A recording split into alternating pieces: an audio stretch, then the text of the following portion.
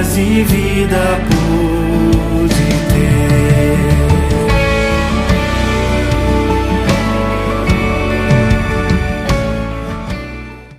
Olhando firmemente para o autor e consumador da fé, Jesus, o qual, em troca da alegria que lhe estava proposta, suportou a cruz, não fazendo caso da ignomínia, e está sentado à destra, à direita do trono de Deus.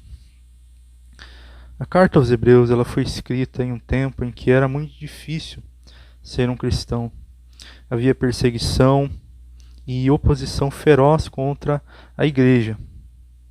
Para ser um cristão naqueles dias, era preciso estar disposto e pronto a ser perseguido e morrer pela sua fé.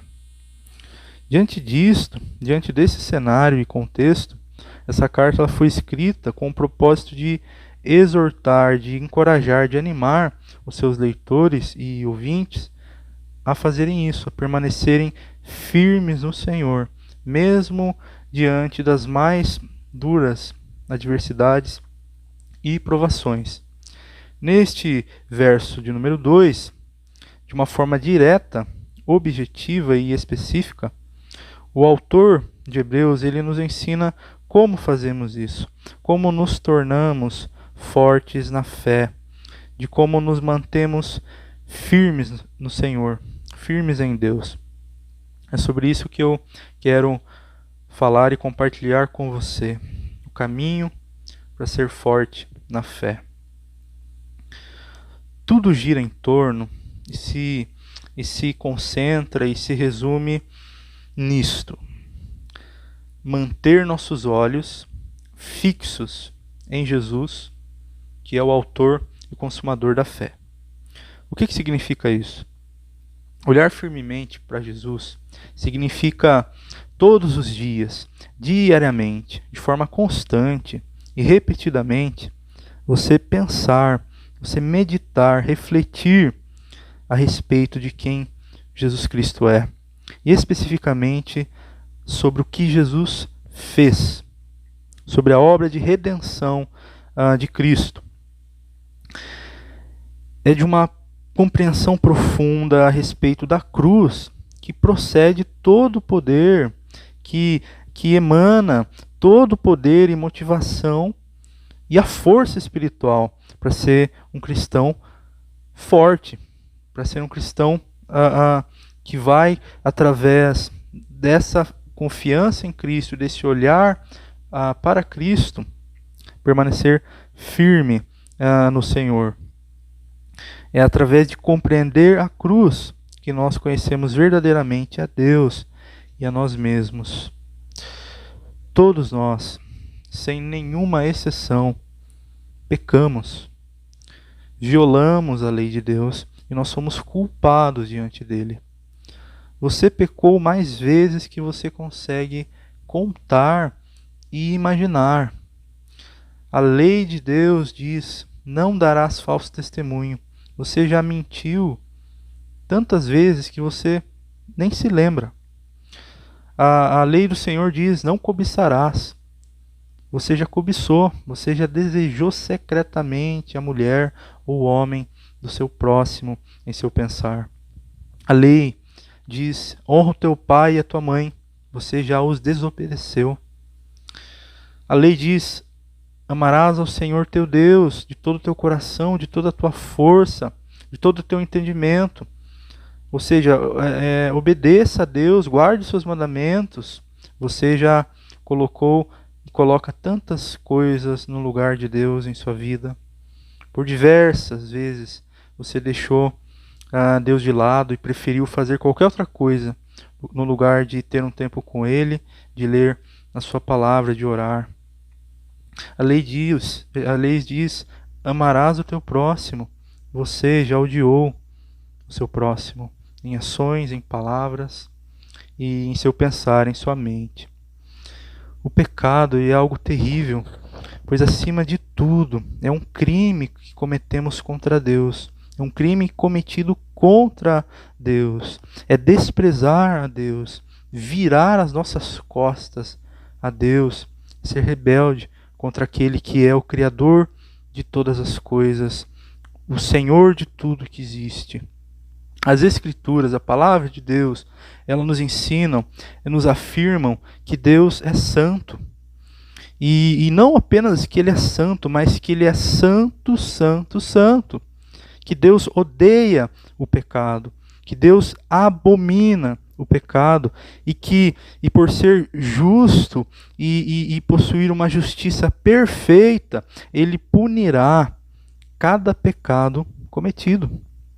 Assim como um juiz justo não pode simplesmente perdoar, libertar criminosos culpados, sem que primeiro estes sejam condenados, sem que eles paguem a sua dívida, que eles cumpram a pena, a Bíblia também nos diz que Deus não inocenta o culpado, que Deus não deixa e não deixará de punir os pecados cometidos contra ele.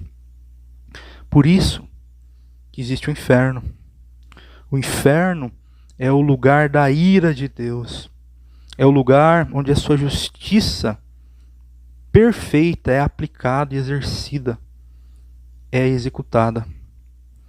Por que o horror do inferno é eterno e é para sempre? Porque cada pecado é um crime cometido contra um Deus infinitamente santo e eterno. Um Deus que não tem como se medir a glória, o valor, a dignidade dele. Para ilustrar, pense comigo o seguinte. Imagine que certa vez você presencia alguém matando, pisando sobre formigas, matando um monte de formiga. Você vai olhar aquilo e não vai se importar muito. Mas imagine que um dia você vê alguém pisando e esmagando a cabeça de uma criança. Ou talvez o seu próprio filho. Você irá fazer alguma coisa. Você irá ficar indignado.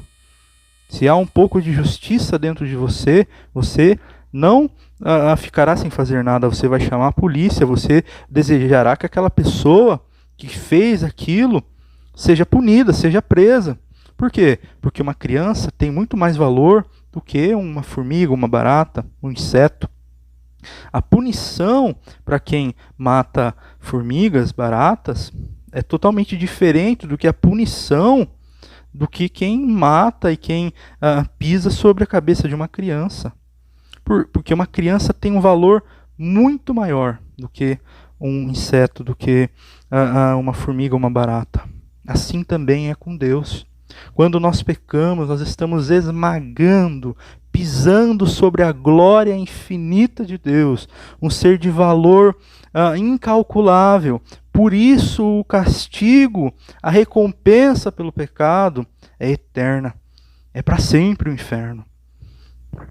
A boa notícia, a maravilhosa notícia do Evangelho, do porquê Cristo veio ao mundo, é que Deus, em seu amor, a fim de nos salvar da sua ira justa, Ele enviou Cristo ao mundo.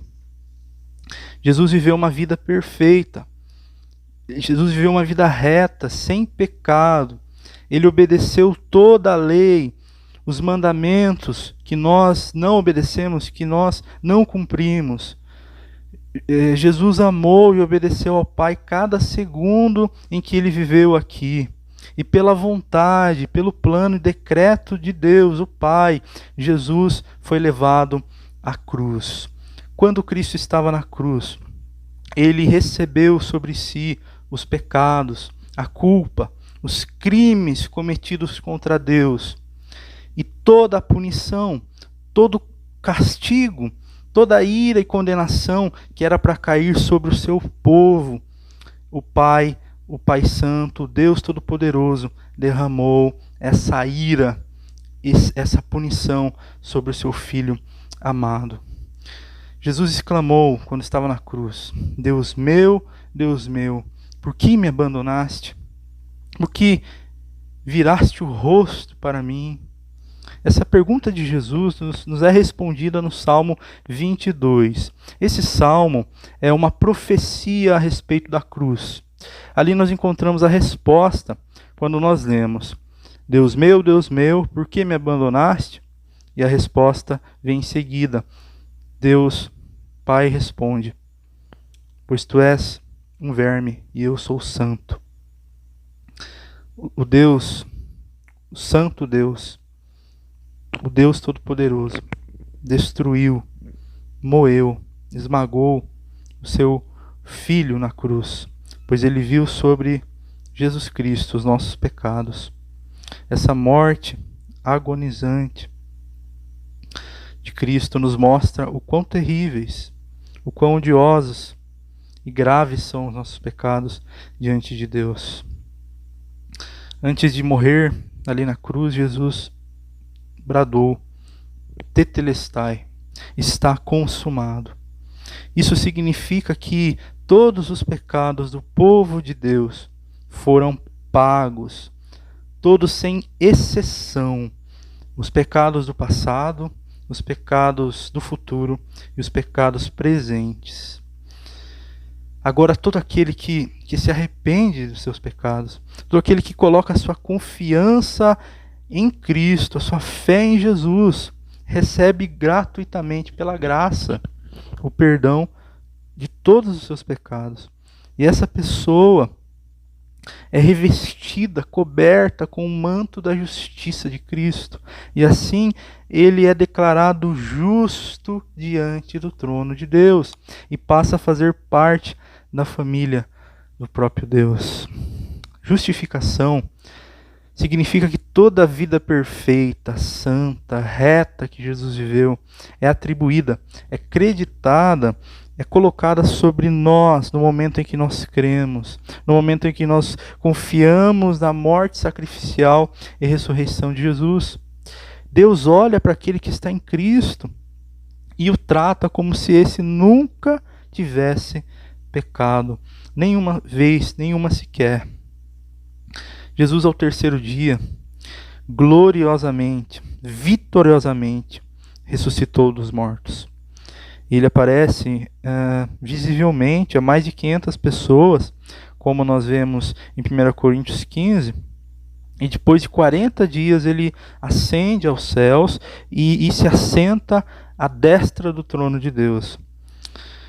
E dali, nesse presente momento, Jesus advoga, representa, protege, intercede e guarda eternamente aqueles que são seus. Certa vez perguntaram a Lutero o seguinte: Lutero, por que todas as vezes que você prega, você sempre fala as mesmas coisas, sempre repete as mesmas coisas?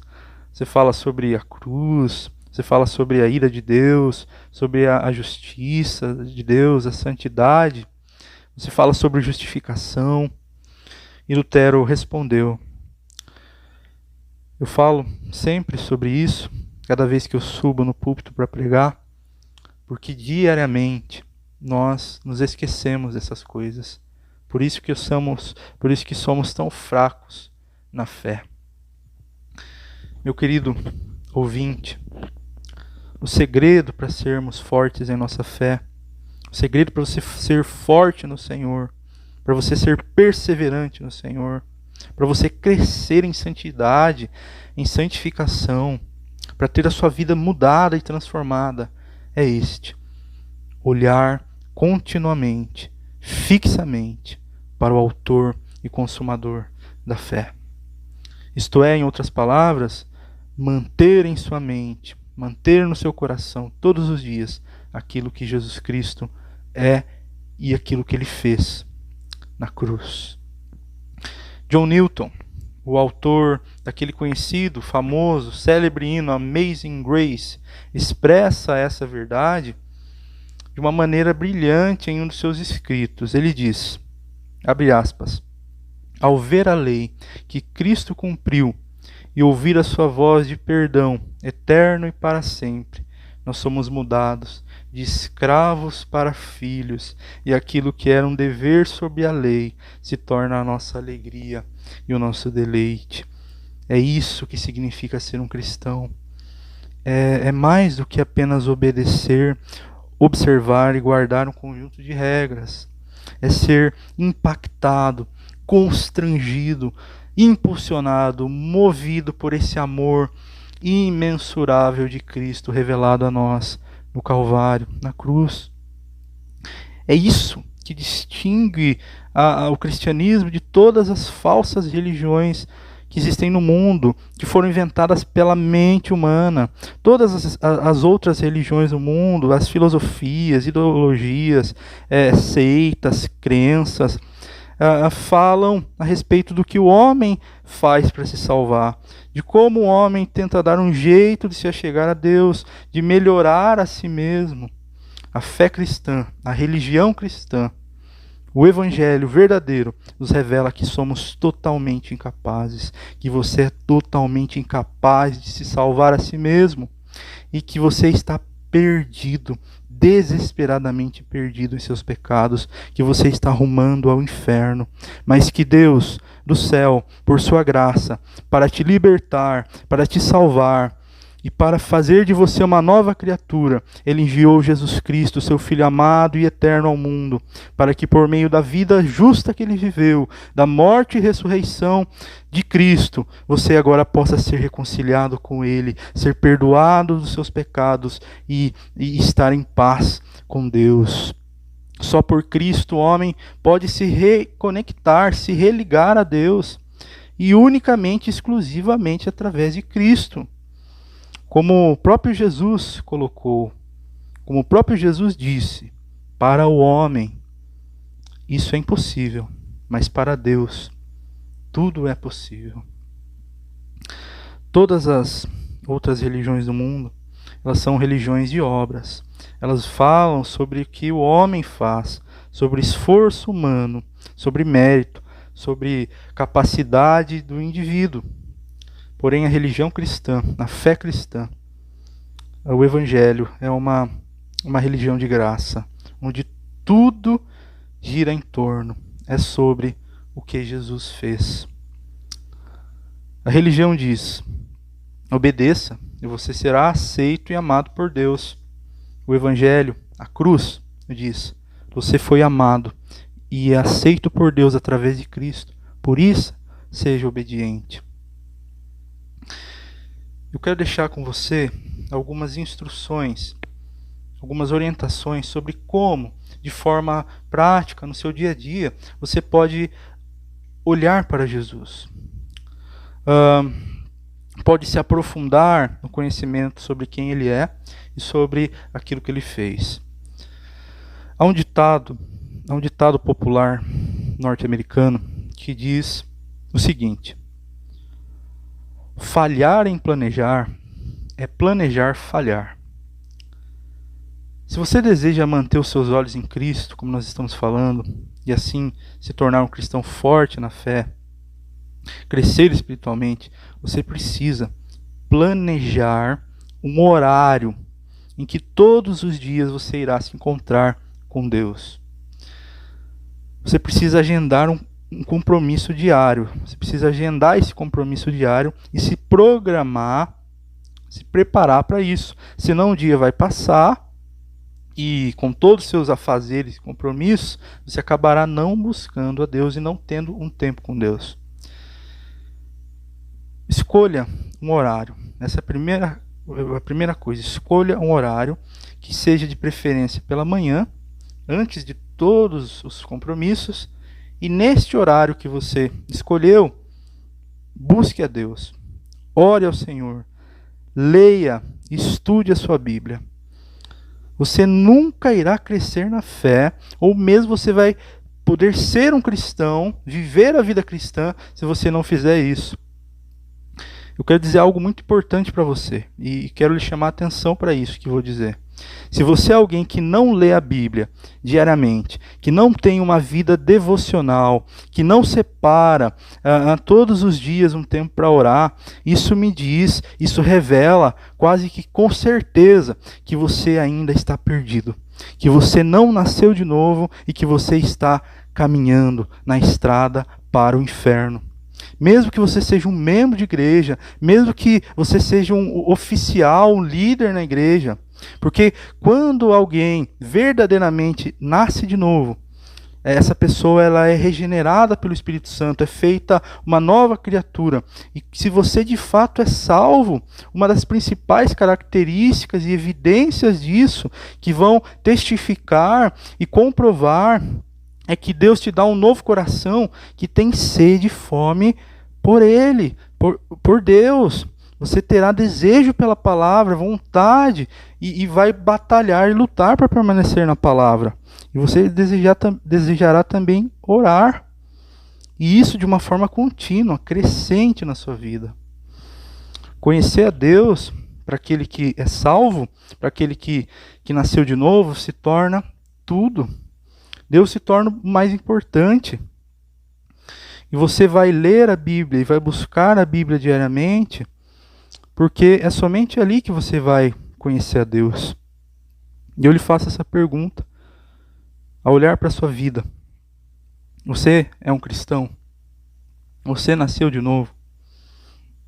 Você pode testificar com a sua maneira de viver que você é alguém que guarda os mandamentos de Deus, que obedece à lei do Senhor? Porque Jesus disse: se vocês permanecerem em mim, se vocês de fato me amarem e forem salvos, vocês irão obedecer à minha palavra. E vocês irão procurar crescer no conhecimento dela, da vontade de Deus. O próprio Jesus disse que no dia do juízo, muitos irão dizer: Senhor, Senhor, fizemos tantas coisas em Teu nome, nós fomos à igreja, nós fazemos parte de ministérios de louvor, de música, nós pregamos, nós ajudamos pessoas que necessitavam. E Jesus vai olhar para essas pessoas e vai dizer: nunca conheci vocês. Se afastem de mim, vocês que praticam iniquidade, que dizem que eram cristãos, mas que nunca viveram de acordo com a minha vontade, com a minha palavra. Você pode ser um desses, mesmo sendo batizado, mesmo tomando a Santa Ceia, indo semanalmente à igreja. Não existe nada mais importante do que você ter essa certeza que você está em Cristo. E se você não está em Cristo, olhe para Jesus, olhe para aquilo que Ele fez, se arrependa enquanto ainda há tempo. Além de planejamento, como eu estava dizendo, uma dica importante a respeito da leitura da Bíblia é essa: leia a Bíblia de forma teocêntrica. Isto é, leia a Bíblia procurando, buscando através dela, da leitura, conhecer a Deus. Em cada passagem, em cada versículo que você lê, pergunte: o que essa passagem, esse texto ou este livro da Bíblia me ensina sobre quem Deus é, sobre seus atributos, sobre o caráter de Deus? O que me ensina a respeito de Deus? Em segundo lugar, leia a Bíblia de maneira cristocêntrica. Pergunte o que cada passagem está ensinando a respeito da pessoa e obra de Cristo. Cada passagem da Bíblia, do Antigo e do Novo Testamento, cada passagem aponta para Jesus. Jesus está em cada história, em cada fato que as Escrituras narram. Se você pensar, se você exercitar a sua mente, principalmente se você prestar atenção nos detalhes, você irá perceber que tudo está falando sobre Jesus. Vou deixar alguns exemplos. A história de Davi e Golias. Quando nós ouvimos essa história quando crianças, nós ficamos impressionados com a coragem de Davi, ou ficamos imaginando o quão grande era o gigante Golias. E achamos que a história é apenas sobre isso, mas não é. A história de Davi e Golias, ela nos aponta para uma história muito maior. Davi representa a Jesus Cristo. Golias representa, é uma figura que aponta para a morte. Davi, para salvar o seu povo, os israelitas, se coloca entre eles e esse gigante temível.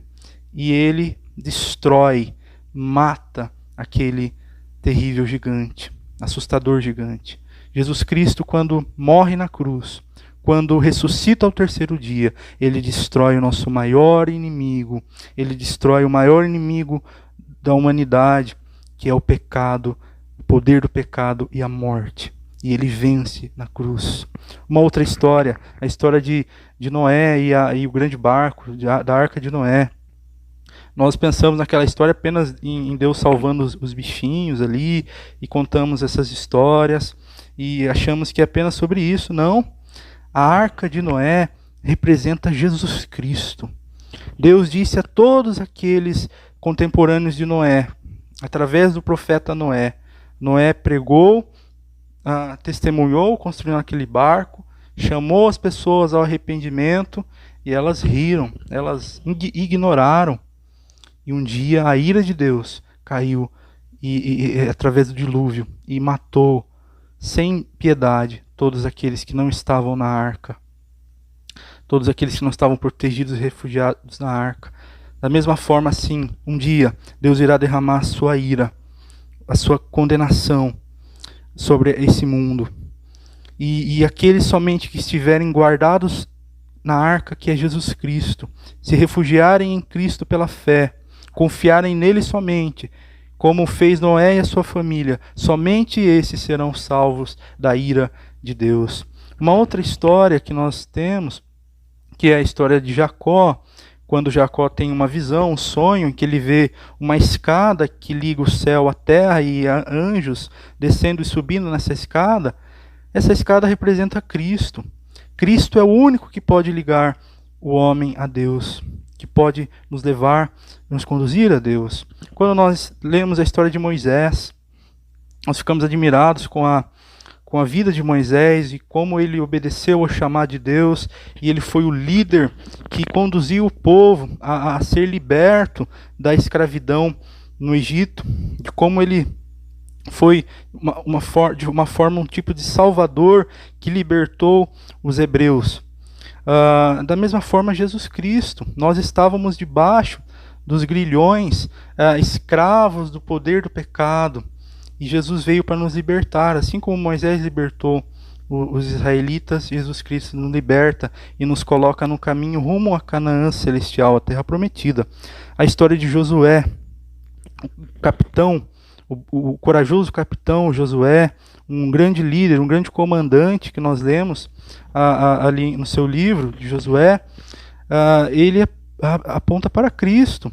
Josué e Caleb conduziram o povo de Deus remanescente até a Canaã celestial. Da mesma forma, Jesus Cristo vai à frente da sua igreja, do seu povo, e aqueles que o ouvem, que seguem as suas ordens, as suas instruções, certamente chegam e chegarão na terra prometida, na Canaã celestial. Em outras palavras, toda a Escritura busca revelar a nós a gloriosa e maravilhosa pessoa de Cristo. E assim nós poderíamos continuar. Tudo é sobre Cristo. Às vezes nós pensamos que a vida é sobre nós, mas não é, queridos. A vida é sobre Jesus Cristo. E este crucificado, ele é o centro da história. Ele é aquele que nos dá a conhecer a glória, o poder, a sabedoria de Deus. Toda a Bíblia, então, revela algo a respeito de Jesus. É sobre aquilo que ele haveria de fazer, aquilo que ele fez na cruz, sobre aquilo que ele está fazendo na vida do seu povo, e aquilo que ele irá fazer para aqueles que são seus na vida da sua igreja. Assim como na Bíblia, tudo no universo, no mundo criado por Deus, revela a respeito dele mesmo. Tudo é um tipo de metáfora a respeito de Deus, por exemplo, e de Cristo, né, como nós estamos falando, do próprio Cristo. Por que existe a água Você já parou para pensar, quando você bebe um copo de água, você está com muita sede, e aí você toma aquela água te refrigera, você sente um prazer. A água, queridos, ela nos diz algo maior. A água existe para dizer que Jesus é a água da vida. O alimento que você diariamente consome. Você, às vezes, não parou para pensar isso, mas o alimento existe para nos lembrar que Jesus é o pão que desceu do céu e que só Ele pode satisfazer e saciar a nossa alma. A luz existe para lembrar que Cristo é a luz do mundo, o sol, que Jesus é o sol da justiça. As feras do campo, os animais ferozes, fortes, por exemplo, leões, tigres, leopardos, eles nos lembram a força do seu Criador, que Jesus é forte, que Ele é poderoso, que Ele é temível. Quando você se depara e conhece uma pessoa muito inteligente, ou uma pessoa muito amorosa, que você fala, puxa, estou impressionado com essa pessoa, a sabedoria que ela tem, a bondade, a justiça, a integridade, tudo isso, primeiramente, provém de Cristo. E Cristo é infinitamente maior. Se aquela pessoa tem bondade, é justa, é sábia, quão maior é a sabedoria de Deus que a concedeu isso, quão maior é a bondade, o amor de Deus. Então, parte de olhar para Jesus, autor e consumador da nossa fé, de uma forma aplicada, é nós, através da Escritura, vermos Jesus ali e termos essa ótica, usarmos a lente do Evangelho, através dessa cosmovisão, dessa maneira de enxergar o mundo ao nosso redor. Porque a própria Escritura diz, tudo foi criado por meio dele, nele e para ele são todas as coisas. Outra coisa importantíssima, se você quer ser forte na fé, é isso, desenvolva e cultive uma vida de oração. Lutero, ele dizia assim, ser cristão e não orar é tão possível como viver sem respirar. Oração é muito mais do que apenas pedir ou agradecer. Oração é um relacionamento com Deus. E assim como nós conversamos e gastamos tempo com pessoas que nós gostamos, que nós amamos, também nós devemos dedicar tempo exclusivamente a Deus todos os nossos dias, orando com reverência, orando, se achegando a Deus com respeito, com sabedoria, com temor, sabendo que nós estamos nos colocando e estamos nos comunicando e falando, não com alguém qualquer, mas com o ser mais importante, mais poderoso que existe, com Deus. Deus é um ser pessoal, é um ser relacional, paternal. Ele deseja se relacionar com a sua criação conosco. E o meio para isso é a oração. A pergunta 116 do Catecismo Alemão, Catecismo Protestante de Heidelberg, nos ensina o que é a oração e como que nós oramos. Ali nós lemos assim, o seguinte: por que a oração é necessária aos cristãos? A resposta: porque a oração é parte principal da gratidão que Deus requer de nós. Além disso, Deus quer conceder a sua graça e o seu Espírito Santo somente aos que continuamente lhe pedem e agradecem de todo o coração. A pergunta seguinte, 117, nos ensina o seguinte, nos diz o seguinte: como devemos orar para que a oração seja agradável a Deus e Ele nos ouça? A resposta é a seguinte: primeiro, devemos invocar a Deus de todo o coração, como o único e verdadeiro Deus, que se revelou a nós pela sua palavra, e devemos orar por tudo o que Ele nos ordenou pedir. Segundo, devemos conhecer muito bem a nossa necessidade, a nossa miséria, a fim de nos humilharmos perante sua majestade. E ele vai concluir dizendo o seguinte: devemos ter a plena certeza de que Deus, apesar de nossa indignidade, quer atender a nossa oração por causa de Cristo, como ele prometeu em sua palavra. Um modelo muito bom que eu utilizo diariamente, e que tem me ajudado e pode te ajudar na sua vida de oração, Se você deseja ter mais intimidade com Deus, vivendo uma vida de oração, é um acróstico, ou seja, algumas palavras que vão te dar um roteiro para a oração. Esse acróstico são essas 4 palavras. Primeira, A, depois C, depois A e depois S. A é a primeira palavra, adoração. Então você começa adorando Deus no momento de oração, louvando Ele por aquilo que Ele é, pensando, meditando naquilo que a Bíblia ensina a respeito de Deus, adorando Ele pela sua santidade, pela sua justiça, pela sua sabedoria, pelo seu amor, pela sua misericórdia, pela sua paciência, pela sua graça, pela sua fidelidade, e você medita naquilo, e você diz aquilo verbalmente. E oração pode ser em silêncio, mas uma coisa que ajudará é você falar enquanto você, de forma, não precisa ser alto, gritar como alguns fazem, mas falar em uma certa altura, né, audível, para ajudar você no seu raciocínio, que fica mais fácil ficar apenas quieto, em silêncio, pensando. Então a primeira coisa é adoração, depois a letra C, confissão de pecados, confesse os seus pecados. Não apenas diga assim, Deus, perdão pelos meus pecados, mas confesse e dê nome aos seus pecados.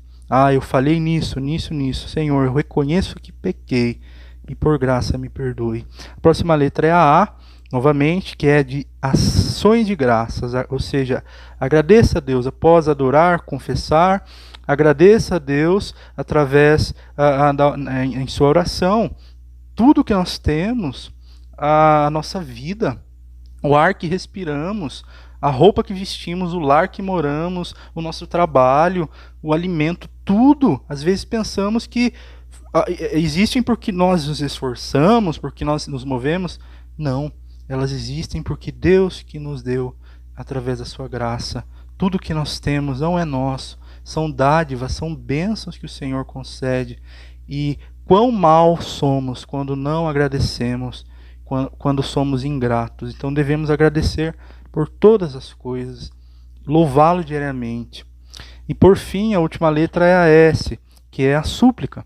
Depois de adorar, depois de confessar e agradecer, tem um momento de suplicar e de colocar os seus pedidos diante de Deus. Orando, intercedendo por suas necessidades, por pessoas que estão precisando, por desejos que você tem no seu coração, por pedidos e etc. Então guarde esse acróstico.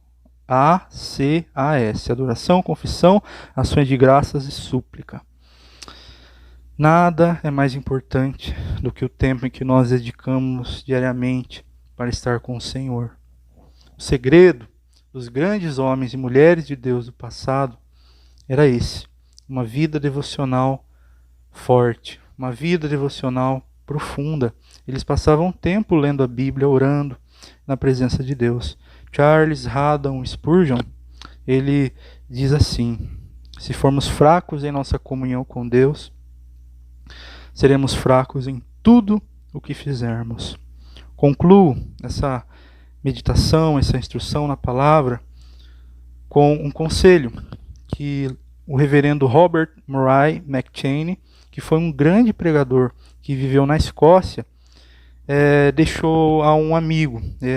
McCheyne viveu lá pelo século XIX e certa vez ele aconselhou um amigo que queria crescer, se tornar mais forte na fé.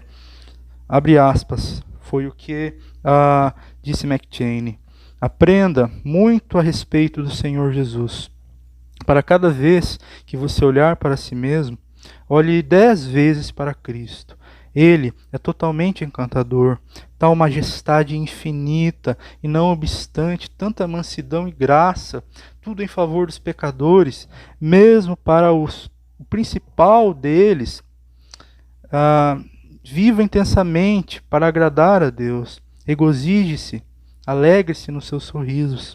Sinta os seus olhos oniscientes, fitos com amor em você, e descanse em seus braços todos poderosos. Deixe a sua alma encher-se de um profundo senso arrebatador da doçura e da excelência de Cristo. e de tudo o que está nele. Eu espero que essa breve instrução, reflexão tenha de alguma forma ajudado a sua vida espiritual, que você guarde e preserve em sua mente isso que foi ensinado e, sobretudo, pratique. Se você manter os seus olhos em Jesus, lembrando-se daquilo que Ele fez por você, e sendo motivado, movido por isso, e a buscar uma vida devocional, de estudo da palavra, de oração, de comunhão com outros cristãos, você irá crescer na fé, você irá ser mudado, e você irá glorificar a Deus na sua vida.